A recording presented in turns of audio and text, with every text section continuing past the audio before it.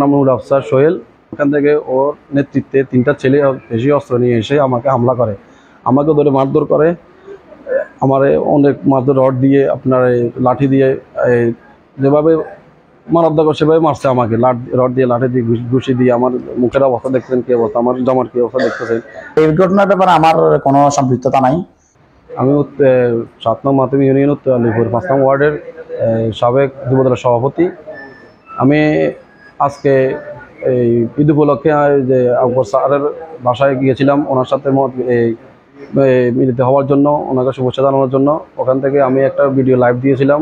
লাইভটা মনে হয় এই যে দাগমিয়া উপজেলা যুগ্ম আহ্বায়ক নাসির উদ্দিন উনি দেখেছেন। উনি দেখে আমাকে এই সন্ধ্যার আনুমানিক 7টার সময় উনি আমাকে কল দিয়ে মোবাইলে আমাকে অনেক হুমকি তুমকি দেয়।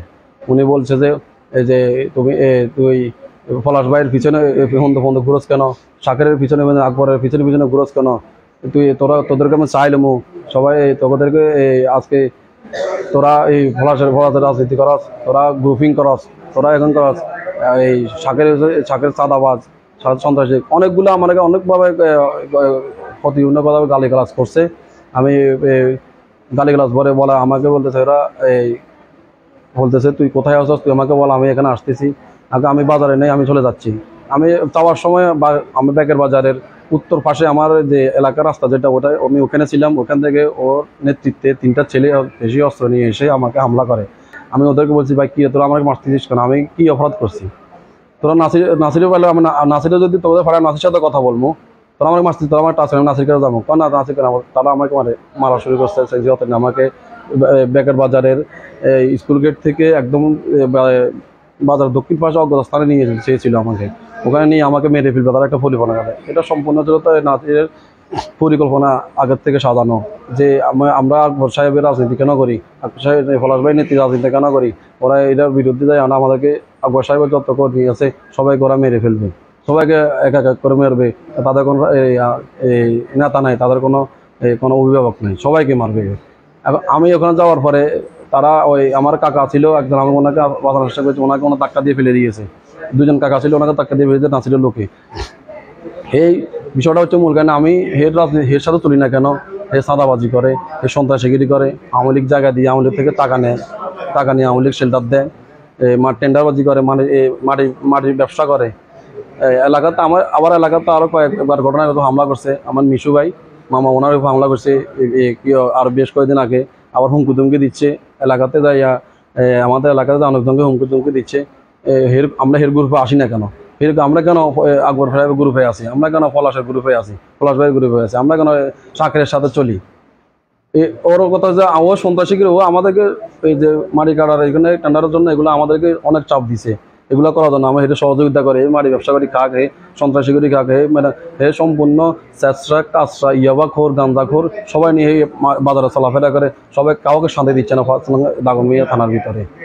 আপনারা সবাই দেখতেছেন। এখন আমার অপরাধ, আমি কোনো কারোর সাথে জামিলাতেও নাই, কারোর সাথে আমি কোনো মারামারিতেও নাই, কোনো হুমকি না। তাহলে আমাকে কেন আজকে এভাবে আমি না, এটা প্রক্রিয়াধীন, আমি কোনো হই না, এটা প্রক্রিয়াধীন আছে। আমি শুধু বলবো যে আমার যে সিনিয়র নেতারা আমার দেশ না, একদম জনাব তারেক রহমান সাহেব, উনি দেখতেছে, ওনার কাছে আমি সুষ্ঠু বিচার চাই। ফেনী জেলার গাজী মানিক ভাই, তারপরে বরাত ভাই, ওনাদের কাছে আমি এটা সুষ্ঠু বিচার চাই। ও আমাকে বিনা কারণে, বিনা অপরাধে, শুধু এটাই যে আমি ওর দলে, ওর গ্রুপে কেন আমি যোগ দিই না, ওর গ্রুপে কেন আমি ওর সাথে চলি না কেন, এই কারণে আমি আকবর সাহেবের বাড়িতে কেন গেলাম, ওনার সাথে কেন আজকে ঈদের উৎসবে আমার সাথে কেন মিলিত হলাম, ওনার সাথে কেন সৌজন্য সাক্ষাৎ করলাম, এই জন্য সে আমাকে এভাবে আমার উপর হামলা করে আমাকে মেরে ফেলার জন্য, প্রক্রিয়া একদম সম্পূর্ণ মেরে ফেলার জন্য আমাকে একটা গোস্থানে নিয়ে যাচ্ছে। তখন আমার কিছু লোক এসে আমাকে সেভ করার কারণে আজকে আমি বেঁচে আছি, নয়তো আমাকে মেরেই ফেলতো। আসলে আমার বিরুদ্ধে যে অভিযোগ নুরুল আফসার সোহেল করছে, সে অভিযোগের ভিত্তিতে সে আমাকে যেটা বলছে, আমার বিরুদ্ধে যে অভিযোগ করছে আমি তাকে মারধর করছি বা আমার লোকে মারধর করছে। আসলে বিষয়টা এরকম কিছুই না। আমি আমার অফিসে বসা অবস্থা আছি, এর মধ্যে আমাকে একজনে বললো যে বাজারে একজন ছিনতাইকারী ধরছে, ছিনতাইকারী ধরে মারধর করতেছে। কোথায়? পেয়ার মেম্বারের দোকানের সামনে। তো আমি দৌড় দিয়ে গেলাম, যাই দেখি যে ওখানে মারামারি শেষ। তখন ওখানে ফেয়ার মেম্বার উপস্থিত ছিল, আমাদের হালিম মেম্বার উপস্থিত ছিল।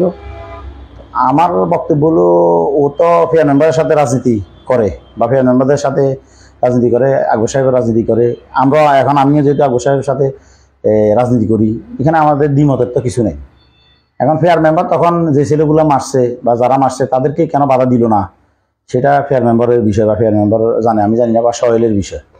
আমার বিরুদ্ধে যেহেতু অভিযোগ করছে সে আমার লোকে মারছে, এটা আমি যারা মারছে তাদেরকে চিনি না। আমার স্পষ্ট হলো যে ওরা আমাকে বাজারে একজনে এসে বলছে ছিনতাইকারী ধরছে, ছিনতাইকারী মারতেছে, এই মর্মে আমি বাজারে ওদের সামনে গেছি, এটাই আমার বক্তব্য। আর পাশাপাশি আরেকটা বিষয় হলো, কিছুক্ষণ আগে এই ঘটনার পরে আমাদের মতিউর রহমান চৌধুরী পলাশ ভাই, দুবাই প্রবাসী, উনি একটা স্ট্যাটাস দিয়েছিলেন। ওই স্ট্যাটাসে আমাদের ইউনিয়নের সাবেক চেয়ারম্যান, এই দেখেন, ওই চেয়ারম্যানের আব্দুল মামুন 7 তারিখে যে যার নেতৃত্বে ব্যাকের বাজার ছাত্র হত্যা হয়েছে, ওই মামুন একটা কমেন্টস করছে, আমাদের সিনিয়র ছোট ভাইকে কে মেরেছে। তো তাহলে তো এখানে বোঝা যাচ্ছে যে সোহেল মামুনের লোক, যদিও এখন আমাদের দলীয় নেতাকর্মীরা এটা যুব দলের নেতা বলতেছে। সেটা তাদের বক্তব্য, তারা কিভাবে, তাদের কাছে কি প্রমাণ আছে, সে যে যুব দলের সভাপতি ছিল 5 নম্বর ওয়ার্ডের, আমি জানি না। তাদের কাছে যদি প্রমাণ থাকে তারা প্রমাণ দেখ, আমার কোনো আপত্তি নেই।